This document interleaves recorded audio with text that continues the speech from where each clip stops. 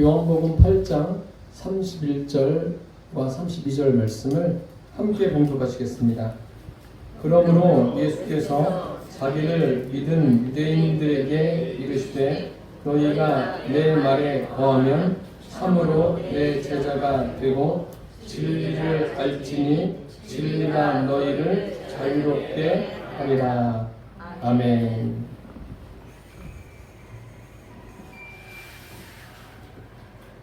요한복음 8장 31절과 32절 말씀으로 자유를 누리는 사람, 이런 제목으로 함께 은혜를 나누겠습니다.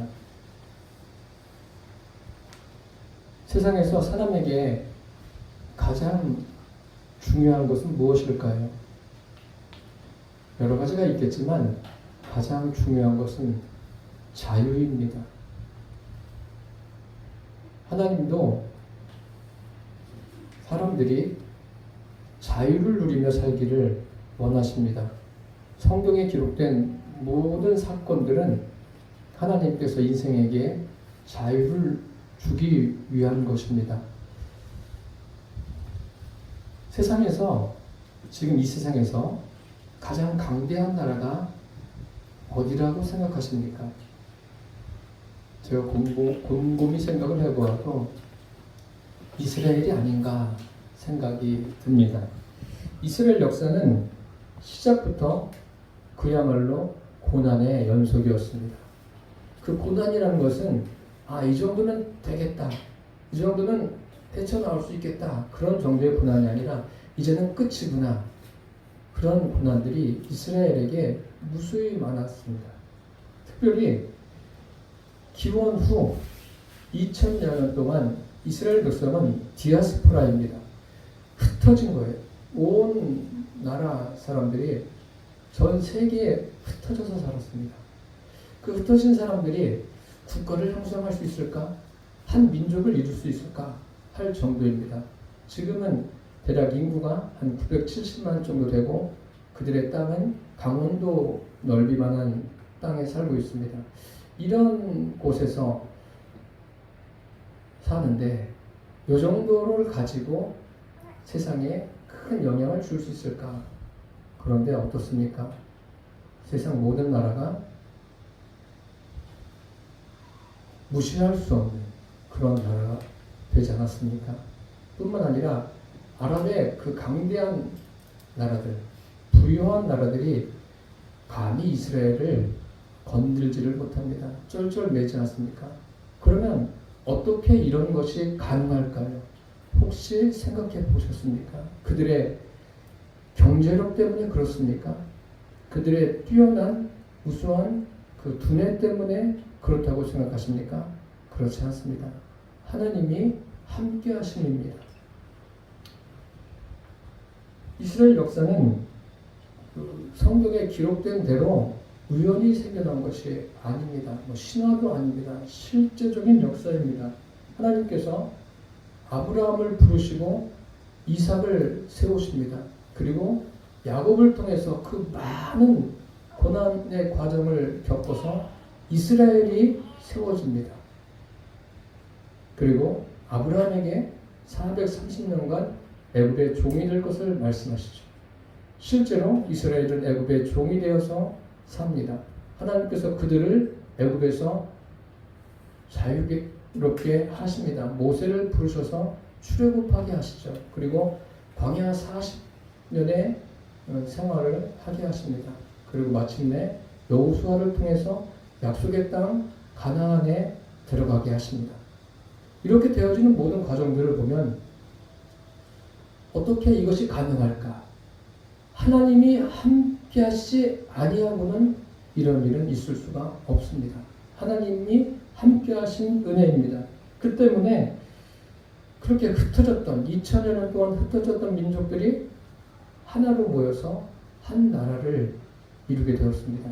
그래서 전 세계에 하나님이 함께 하시는 것이 무엇인가를 보여준 나라, 고난 가운데도 하나님이 함께 하신 것을 보여준 나라가 이스라엘입니다.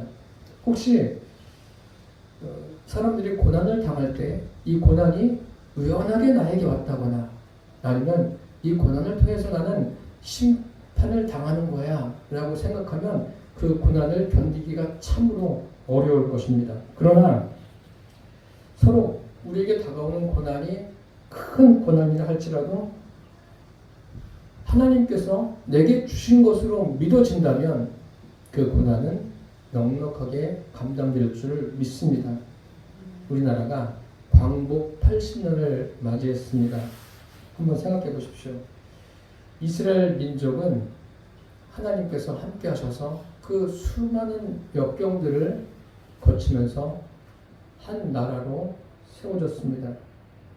그러면 대한민국에 대해서는 하나님이 어떻게 섭리하셨을까요?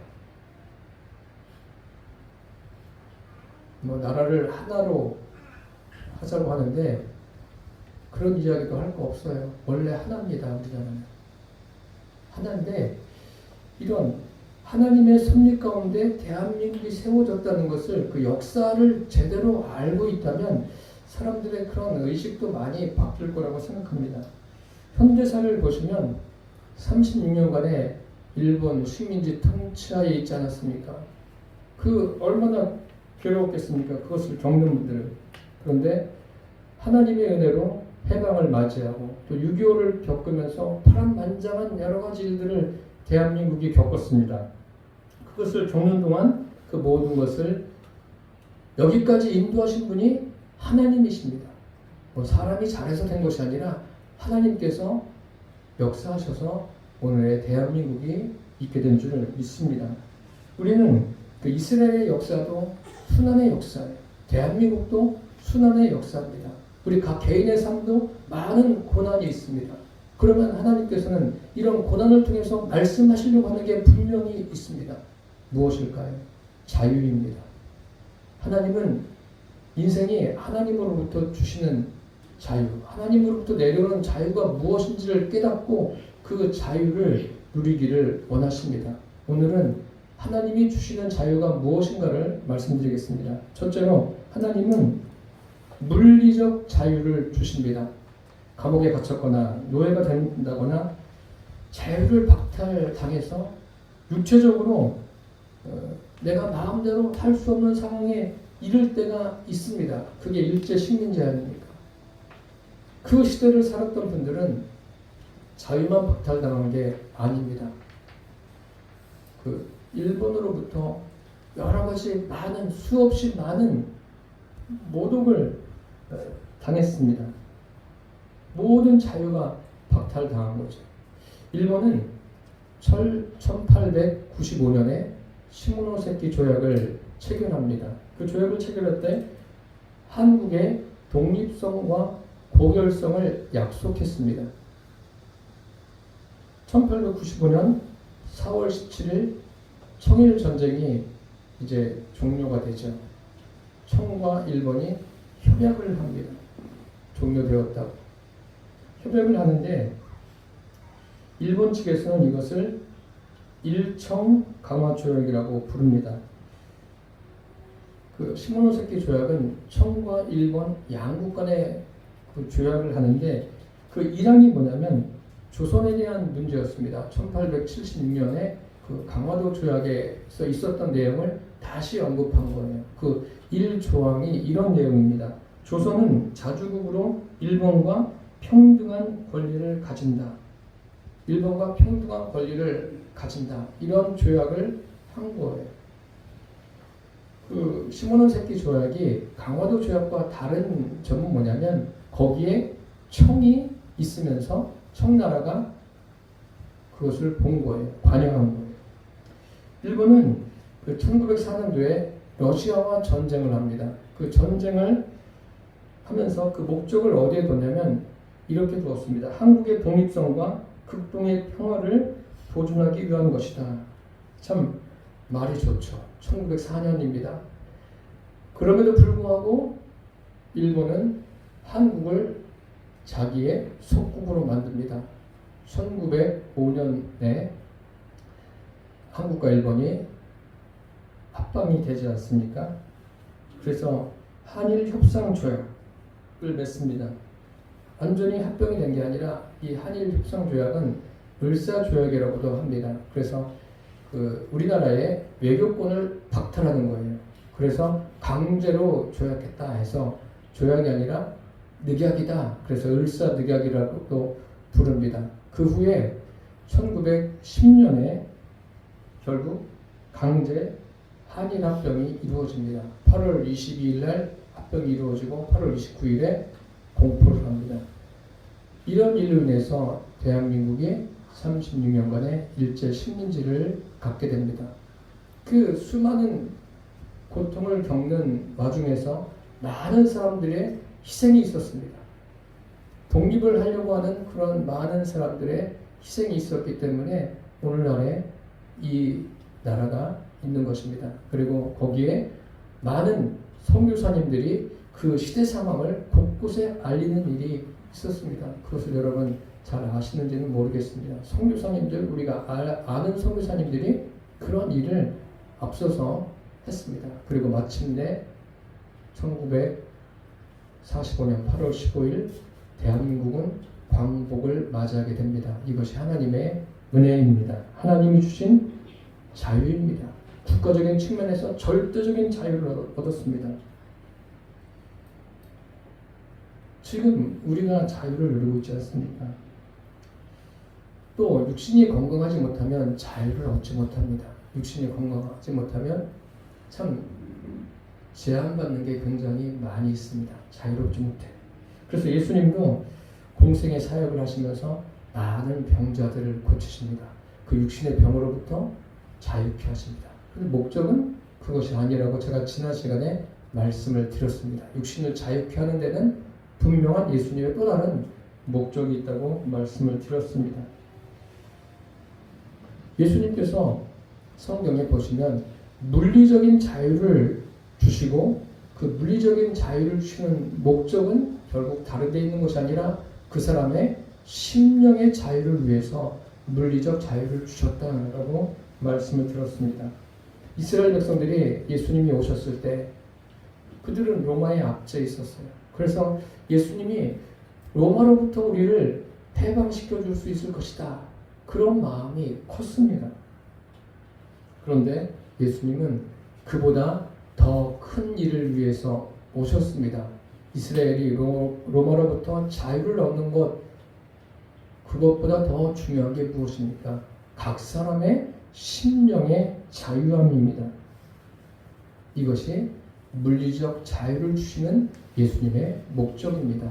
둘째로 하나님은 내면적 자유와 영적인 자유를 주십니다. 예수님께서 이 땅에 오셨을 때 유대인들은 예수님을 정치적으로 많이 생각했습니다. 방금 전에도 말씀드렸지만 저분의 저런 능력이면 우리를 로마로부터 자유롭게 할 수 있는 분이다. 로마를 압제하고 자유롭게 할 수 있는 분이다. 그래서 예수님을 왕으로 삼으려고 한 적도 있었습니다. 본문에서도 보면 지금 31절과 32절만 읽어드렸는데 쭉 뒤를 읽어보면 결국 유대인들의 관심은 무엇입니까? 그들의 관심은 예수님과 달라요. 현세적인 것에만 관심을 가지고 있습니다. 그러니까 예수님과 대화를 해도 예수님의 말씀을 잘 알아듣지를 못합니다. 예수님께서 이 자유에 대해서 말씀하시니까 그들이 반응이 어떻습니까? 우리가 종이 된 적이 없는데 아브라함의 자손인데 무슨 말씀하시는 겁니까? 이렇게 시작하지 않습니까?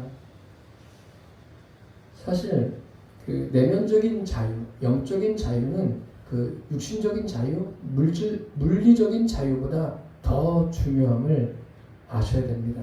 이것이 성경이 말씀하시는 자유입니다. 지금 대한민국은 어떤 나라입니까? 자유민주주의 국가예요. 여러분 자유로우십니까? 마음대로 어디 가고 싶은데 다 가고 하고 싶은 거 마음껏 경제학 활동도 그렇고 하고 싶은 일들을 다 자유롭게 하시죠. 자유로우세요? 그 육신들은 대부분 자유로운데 이렇게 보면 마음이 심령이 자유롭지 못하고 영적인 것이 자유롭지 못한 사람들이 무수히 많습니다. 우리는 그것을 분별할 줄을 알아야 됩니다. 그리고 무엇보다 중요한 것은 육신의 자유가 아니라 내면적인 자유, 영적인 자유가 중요하구나. 이것을 우리 각 사람이 알고 있어야 됩니다. 그 마음에 두려움이 사로잡히면 어떻습니까? 불안하고 초조하면 육신적으로는 자유가 있는데 내면은 어떻습니까? 자유가 없는 거예요. 자유를 잃어버리는 거예요. 이것이 중요한 거예요. 물질이 많으면 자유인 것 같고 그 물질이 많은 도움을 주는 것 같지만 그렇습니까? 그 물질에 잡혀서 사는 거예요. 얼마나 우리는 자족하며 살고 있습니까? 그래서 행복 지수가 높을수록 그 나라 경제 수준이 낮지 않습니까? 다 일리가 있습니다. 물리적 자유가 우리에게 주는 평안은 어떻습니까? 모두가 다 상대적인 거예요. 그리고 일시적인 거예요. 반면에 내면적인 자유, 정신적인 자유, 영적인 자유는 어떻습니까? 그것은 상대적이거나 일시적이지 않습니다. 지속적이고 영원합니다. 예수님께서 말씀하시죠. 평안을 너희에게 끼치노니 나의 평안을 너희에게 주노라. 내가 주는 것은 세상이 주는 것 같이 아니하니라. 너희는 마음에 근심도 말고 두려워하지도 말라. 예수님께서 말씀하십니다. 근심과 두려움이 왜 안 됩니까? 심령의 자유를 뺏어가요. 참 쓸데없는 것에 대해서 근심하지 않아도 되는 것에 대해서 근심하는 경우가 얼마나 많습니까? 예수님은 근심하지 말라고 하십니다. 근심에 매여서 살라고 하지 않으세요. 이 자유가 얼마나 귀한가를. 또 주님께서 심령의 자유 그리고 내면의 자유, 영적인 자유를 주시기 위해서 얼마나 애쓰시는가 우리 출애굽을 통해서 알 수가 있습니다. 이스라엘 백성들을 출애굽 시켰죠. 이것은 예수 믿지 않는 분들도 다 알고 있는 일이에요. 그 10개라는 영화를 통해서 아주 오래된 영화지만 다 알고 있어요. 이스라엘 백성들이 출애굽했다는 것. 그런데 그들이 그 출애굽해서 계속 즐겁게 그 길을 갑니까? 아니에요. 광야길을 가면서도 끊임없이 불평합니다. 불평하면서 어디가 좋다고 합니까? 애굽이 좋다고 합니다. 애굽에 있을 때가 더 좋다고 합니다. 계속 원망불평이 끊이질 않습니다. 애굽에 있을 때는 마음껏 물을 마셨어요. 그리고 그곳은 고기도 있고 마늘도 있고 부추도 있고 마음껏 먹었다고 말하고 있지 않습니까? 사실 애굽이라는 환경은 좋은 환경이에요. 지금 그 애굽이란 나라가 살기가 참 어렵지만 과거에 환경이 굉장히 좋은 환경 아닙니까? 나일강변에 있는 거예요. 지금 나일강이 최근에 시뻘겋게 됐다고 보도된 적이 있는데 어쨌든 나일강변이 있어서 농사짓기 굉장히 좋은 곳 아닙니까? 그런데 이스라엘 백성들은 그것보다 더 좋은 곳인 고센 땅에 살았습니다. 그러니 참 잊을 수가 없죠. 그 고센 땅과 비교하면 광야는 너무나 막막한 거예요. 광야길을 걸어가는 건 너무나 괴로운 거예요. 하나님께서는 애굽의 무거운 짐 밑에서 그들을 건져내셨어요. 그럼 얼마나 감사한 일입니까? 430년 만에 자유를 얻었는데 그런데 감사가 없어요. 왜 그럴까요? 왜 그럴까요?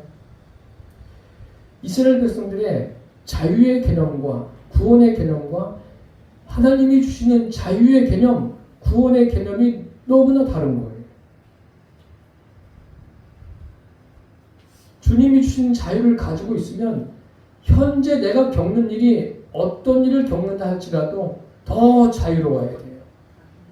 그 모든 것들을 뛰어넘는 수준의 자유입니다. 주님 주시는 자유는 보통의 자유가 아닙니다. 그 자유를 저와 여러분이 소유하고 살고 있는 거예요.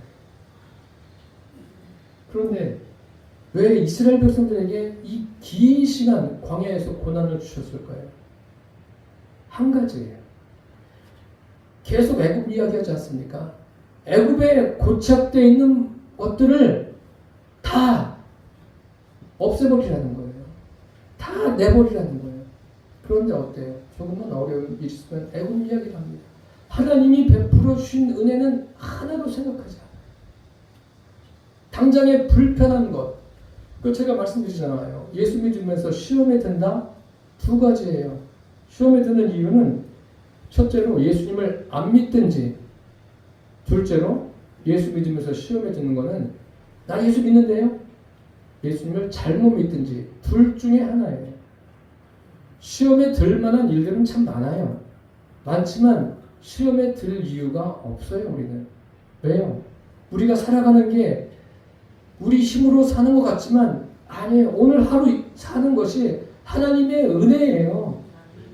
우리 평생에 앞으로 살아갈 그 날도 하나님의 은혜로 살아가는 거예요.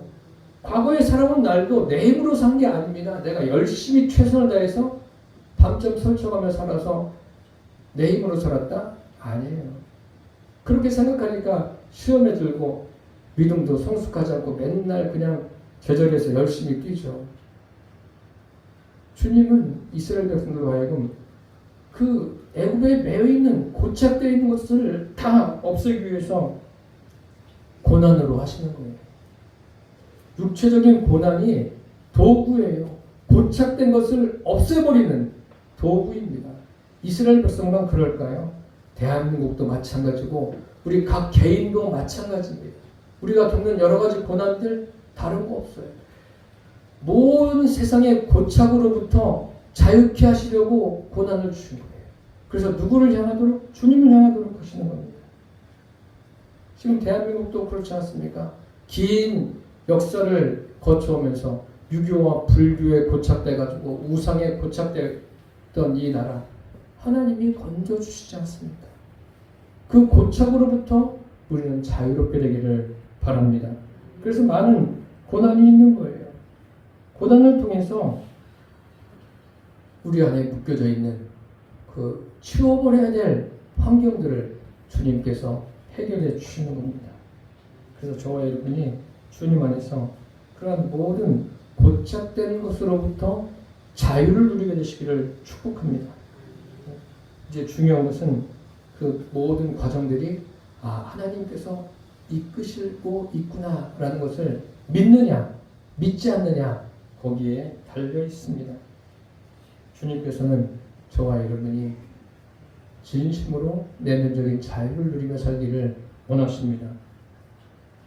내 심령을 묶어놓고 나를 자유롭지 못하게 하는 것이 있습니까? 그것이 무엇이 되었든 주님 앞에 다 내려놓게 되기를 바랍니다. 목숨은 빼앗길지언정 내 마음, 내 심령은 아무 곳에도 빼앗기지 않기를 바랍니다. 셋째로 주님과 개별적 관계가 되어야 예수님의 참 제자입니다. 주님과 개별적인 관계가 되어야 예수님의 참 제자이고 참 자유를 누리는 사람입니다. 결국 예수님의 참 제자, 참 그리스도인이 되는 길은 많은 훈련을 통해서 되는 게 아닙니다. 여러 가지 교회에서 해가는 훈련을 해야 예수님의 제자가 되는 게 아니라 오늘 말씀에 있는 대로 너희가 내 말에 거하면 참 내 제자가 되고 진리를 알지니 진리가 너희를 자유케 하리라. 그러므로 아들이 너희를 자유케 하면 너희가 참으로 자유하리라. 참 제자가 되고 참으로 자유하게 되는 길은 인간의 성품이나 어떤 경험으로 지식으로 되어지는 것이 아니라 살아계신 하나님, 성삼일체 하나님 자신을 믿을 때 그분을 내 안에 주인으로 영접하고 그분을 믿고 따라갈 때, 살아갈 때 그 사람이 주님 안에서 주님의 참 제자이고 참 자유를 누리는 사람이 되는 것입니다. 그래서 주님과의 그 개별적인 관계, 이것이 절대적인 겁니다. 오늘도 말씀을 들으면서 저와 여러분이 성령님께서 깨닫게 하시는, 말씀을 깨닫게 하시는 그러한 은혜를 경험하시고 실제적으로 주님을 만나는 이 예배가 되시기를 축복합니다. 예수님이 주시는 그 내면적인 자유가 없으면 그 사람은 예수님의 제자가 아닙니다.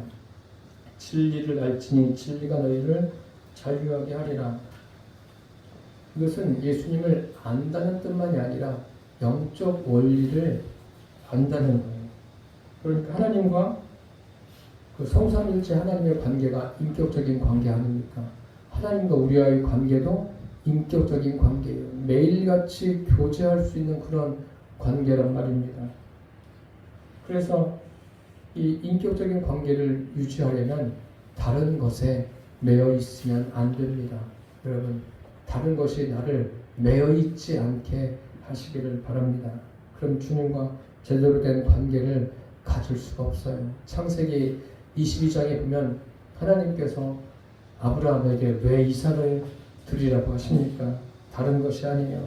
아브라함의 마음이 이삭에게 잡혀있기 때문에 그렇습니다. 아니 목사님, 자녀인데요.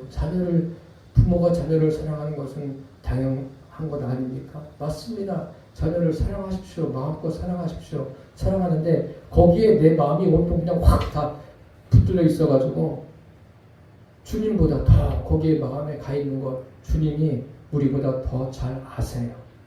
하나님이 그래서 아브라함에게 그를 번제로 드려라 이렇게 말씀하신 거예요. 그 목적이 무엇입니까? 그렇게 하시는 목적. 성경에 믿음의 사람들에게 여러 가지 고난을 겪게 하시는 목적이 뭐예요? 진리 안에서 그를 자유케 하기 위해서 주님이 그렇게 하시는 거예요. 그리고 오직 주님께만 집중하게 하기 위한 하나님의 일하심입니다. 누가복음 10장에 보십시오. 탕자의 비유를 잘 아시지 않습니까? 그 사람은 자기에게 돌아올 분깃, 재산을 받아가지고 먼 나라 가서 재산을 다 탕진하지 않습니까? 왜 그 재산을 가지고 와서 뭐 하는 거예요? 자유를 누리고 싶은 거예요. 마음껏 자유를 누리다 보니까 재산을 다 탕진했어요. 그때서야 그는 진정한 자유자가 됩니다. 스스로 돌이켜서 돌아옵니다. 재산을 다 잃은 후에 자유자가 되었다는 거예요. 참 의미가 있는 말씀입니다. 그 자기가 알고 있던 육적인 자유, 자기가 가지고 있던 재물 다 마음대로 탕진했어요. 그때서야 자유가 이런 것이 자유구나 깨닫고 아버지에게 돌아오지 않습니까? 하나님은 물질이 되었든 사람이 되었든 관계성이 되었든 건강이 되었든 그것을 소유하고 있으면서 자유할 수 없으면 하나님은 그것을 다 치워버리십니다. 성경이 그런 내용이에요. 창세기 22장이나 누가복음 15장의 내용이 그런 내용입니다. 오늘 말씀은 31절과 32절이에요. 그런데 59절까지 이 내용이 다 이어지는 겁니다. 집에서 한번 읽어보십시오. 예수님의 이름으로 또 신앙의 이름으로 자유를 제한하는 경우가 참 많습니다. 예수님께서는 하늘로도 땅으로도 예루살렘으로도 그 무엇으로도 맹세하지 말라고 말씀하셨습니다. 그 맹세를 통해서 심령의 자유를 제한하지 말라는 말씀입니다. 하나님께서 아브라함을 부르실 때 이렇게 말씀하셔요. 너는 너의 고향과 친척과 아버지의 집을 떠나 내가 내게 보여줄 땅으로 가라. 아브라함이 하나님의 부르심을 받고 장래 유업으로 받을 땅으로 출발합니다. 출발하는데 히브리서에는 이렇게 기록되어 있습니다. 갈 바를 알지 못하고 나아갔습니다. 갈 바를 알지 못하고 갔다. 갈 바를 모르는데도 갔어요. 여러분 같으면 가시겠습니까? 주님, 제가 어디를 가야 될지 좀 알려주세요. 주님, 제가 무엇을 해야 될지 알려주세요. 주님이 그냥 너는 몇 년, 몇 월, 며칠 이렇게 해. 딱딱 알려주면 얼마나 좋겠습니까? 2026년도에는 이렇게 해. 27년도에는 이렇게 해. 뭐 이렇게 그냥 자세하게 좀 알려주면 사는 게 좀 편하지 않겠습니까? 편할까요? 편한 게 아니라 사람들은 그것을 알려주면 어떻게 된다고요? 거기에 고착돼 버려요. 그것만 생각, 하나님은 없어요. 아, 이렇게 말씀하셨으니까 그것만 생각하는 거예요. 그래서 아브라함이 갈 바를 알지 못하고 가는 게 맞는 거예요. 우리가 가는 인생길, 갈 바를 알지 못해도 확실한 것은 뭐예요? 성령님이 여기 계시잖아요. 천국이 이미 이루어졌고 우리는 어디를 향해서 가요? 천국을 향해서 갑니다.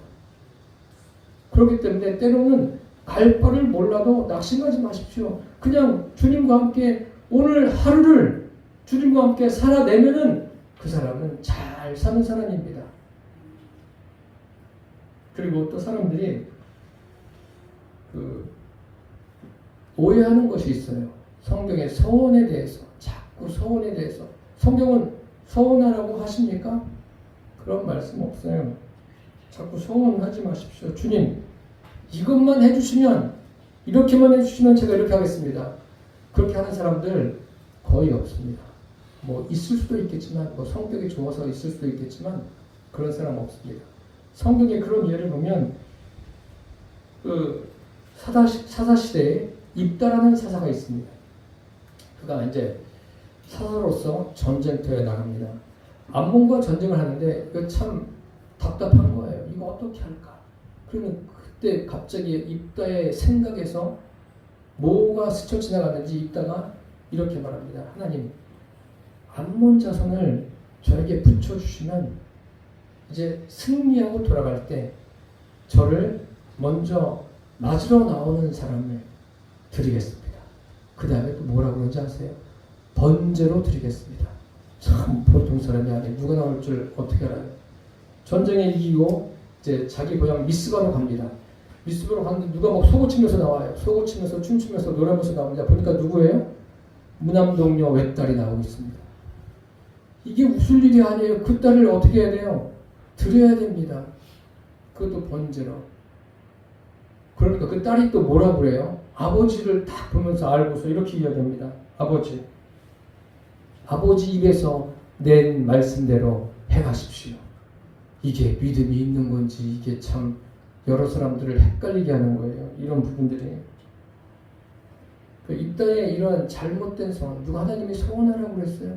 자식을 누가 나올 줄 알고 그를 그러고 보니까 개가 나오면 좋겠죠.